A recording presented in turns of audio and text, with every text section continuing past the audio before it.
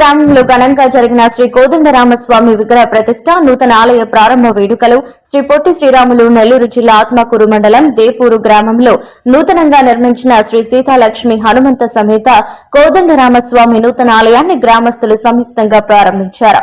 దేపూరు గ్రామ నడిబొడ్డులో పునర్నిర్మాణమైన ఈ ఆలయంలో దేవతామూర్తుల నూతన విగ్రహాల ప్రతిష్ట మరియు కుంభాభిషేకం అంగరంగ వైభవంగా నిర్వహించారు. 3 రోజుల పాటు గ్రామంలో జరిగే ఈ వేడుకలలో తొలి రోజు సహస్రహోమ కార్యక్రమాలు, ప్రత్యేక పూజా కార్యక్రమం నిర్వహించారు. రెండవ రోజు సీతారామోత్సవ విగ్రహాలను గ్రామోత్సవం నిర్వహించారు.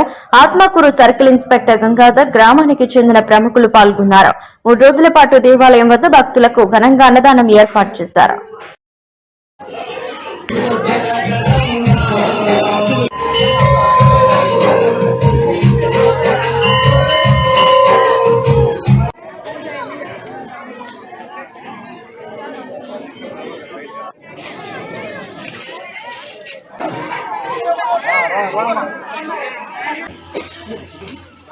ఆంజనేయ స్వామి విగ్రహ ప్రతిష్టతో పాటు ఈ 3 రోజులు నూతన ఆలయంను ఏర్పాటు చేసుకుని విగ్రహ ప్రతిష్ట తరువాత దేపూరు గ్రామం నందు మా గ్రామం నందు కళ్యాణ మహోత్సవం మహోన్నతముగా నిర్వహించాము. 3 రోజుల పాటు 3 రోజుల పాటు అన్న ప్రసాదాన్ని గ్రామంలో ప్రతి ఒక్కరికి ఏర్పాటు చేయడం జరిగినది. గత 60 సంవత్సరముల నుంచి మా గ్రామం నందు శిథిలావస్థకు చేరిన గుడి రామాలయము ఏర్పడి ఉన్నది. అప్పటి నుంచి పూర్వం నుంచి శిలలు లేకుండా పటాలతో అప్పుడప్పుడు పూజలు చేసుకుంటే వాళ్ళు మాకు తెలిసినప్పటి నుంచి చిన్నతనం నుంచి ఈ గ్రామం నందు తిరునాళ్లు జరిగినట్లుగా రామాలయం తిరునాళ్లు జరిగినట్లుగా మాకు తెలిసిలేదు.